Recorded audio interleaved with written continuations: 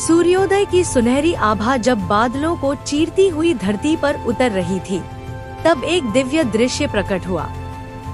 शांत सरोवर के मध्य कमल के रंग बिरंगे फूल लहरों पर झूम रहे थे। उसी जलराशि के ऊपर एक भव्य रथ प्रकट हुआ, जो स्वर्णिम आभा से दमक रहा था।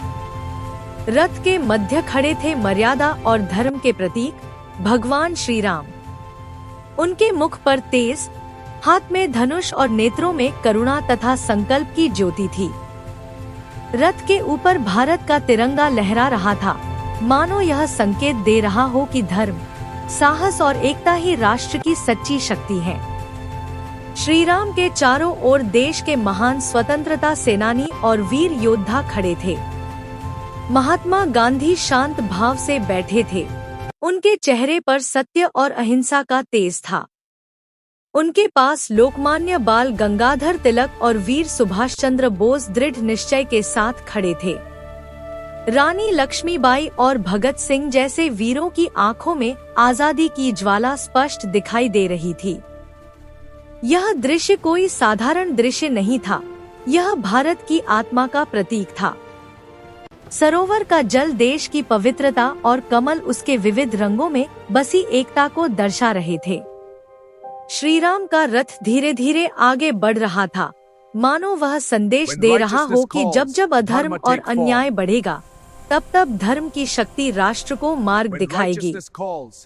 अचानक आकाश में गूंजती हुई एक दिव्य वाणी सुनाई दी। यह भूमि त्याग, तपस्या और बलिदान की भूमि है।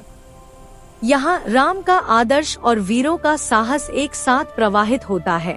यह सुनते ही सभी स्वतंत्रता सेनानियों ने एक साथ तिरंगे की ओर देखा। उनकी आंखों में गर्व और समर्पण की चमक थी। श्री राम ने अपना धनुष उठाया और कहा, धर्म केवल युद्ध में विजय का नाम नहीं, बल्कि अपने कर्तव्य का पालन करना ही सच्चा धर्म है। उनकी वाणी में इतनी शक्ति थी कि सरोवर की लहरें भी मानो ताल देने लगी। कमल के फूल और अधिक खिल उठे, जैसे राष्ट्र की नई पीढ़ी जाग उठी हो। रथ आगे बढ़ता गया और उसके पीछे प्रकाश की एक रेखा छूटती गई। वह प्रकाश भारत की आत्मा का प्रकाश था, सत्य, साहस, प्रेम और एकता का। स्वतंत्रता सेनानियों की उपस्थिति यह दर्शा रही थी कि राष्ट्र की नींव उनके बलिदान पर टिकी है, और श्री राम का आशीर्वाद यह संकेत दे रहा था कि जब तक इन आदर्शों का पालन होगा, तब तक भारत अडिग और अजय रहेगा। धीरे धीरे वह दिव्य रथ आकाश में विलीन